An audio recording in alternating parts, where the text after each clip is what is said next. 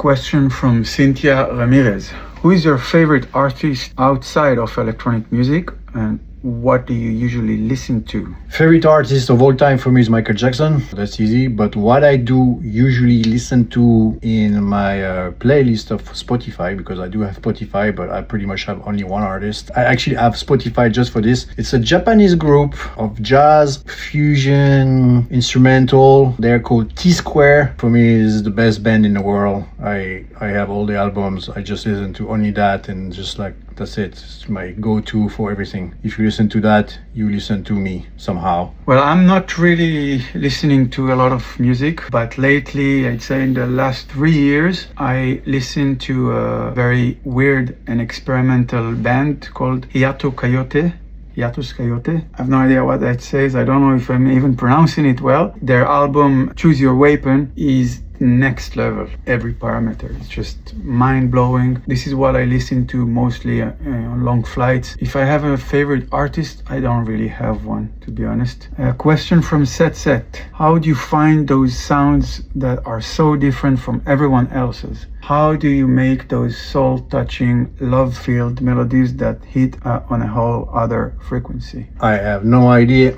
How do you do that? It comes to me. I experiment a lot. I'm not a musician in terms of like playing. I don't know how to play keyboard. I just have the ear. When I make music, you are the first one to know how I make music. I just drop notes and play around, and then praying and pray that the magic happen. I don't know. I think first of all, it's who you are already as a person and what the type of music you like. And I like music that actually has some very specific chords, harmony, chord progression that are like a little bit like, whoa. Even sometimes it can be a bit wonky, just not your standard, I don't know, major happy chord. I like to go a little bit further. And when I go further, this is where I will find the melody that are a little bit more interesting and soul touching, if you say, because I like soul music anyway in general. So I just experiment. This is how I just do it. I just try stuff until it sounds good to my ear. And if it pleases people, then it's great. Ceylon Ravers asking, we are very curious to learn more about the large machine positioned behind you. Could you please share its specific name? Additionally, we are eager to understand the detailed process of how your team utilizes this equipment to create music. It would be incredibly helpful if you could walk us through the practical steps, such as how you operate it, what functions it offers, and how it contributes to shaping the unique sound of your music. Well, I'm not gonna do a demo right now because that would be that's a whole video here how to run that thing. It's a modular synthesizer. It creates Have a look. It creates zero sound if you don't put any of these cables like this. First of all, so you need to know how it works, and that's something else. That's quite complicated if you don't know a little bit of synthesizer. There's no team working with that. It's just me.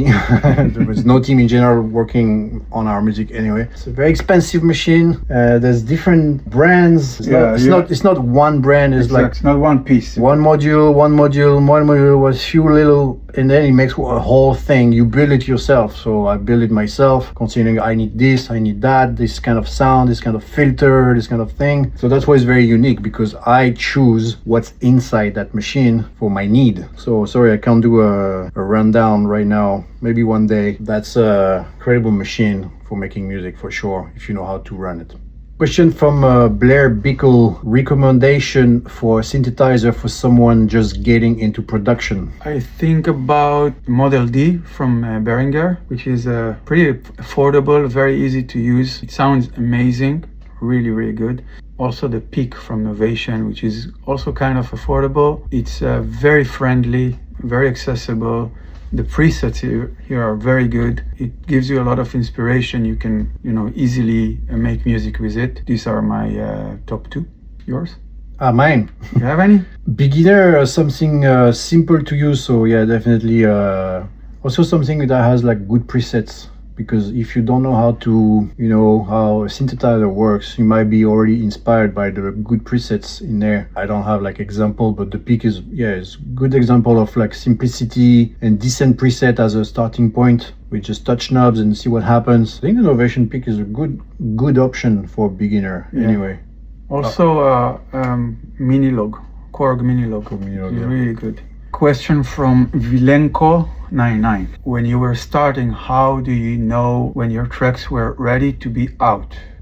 Well, I started making music in 98. That's 28 years ago. And I had no idea what I was doing. I had no idea what I was doing. So I didn't even know it was ready to be out, to be honest. I was just making music. I think I got signed like pretty much a year after I got my first gear. Back then, no computer, of course, just like hardware. In my case, it's hard to answer that question because that's such a long time ago. And the track was so not ready.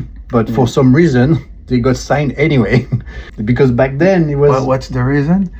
No, the tracks were good. Exactly. The tracks were good, but obviously like compared to today, like it sounds like terrible now. But back then it was very decent for someone who produced like only for a year. It sounded professional for the time back then. My first release was 2009. I had no idea what labels are, no idea anything about releasing music, but I had friends that pushed me to do that and start researching about labels and how it works. That's pretty much where I understood that my music is good enough to be commercial for the mass. So it's ready to be distributed and ready to be online and also on vinyls or any physical format. So that was my first indication that I'm in a level that I can release it. And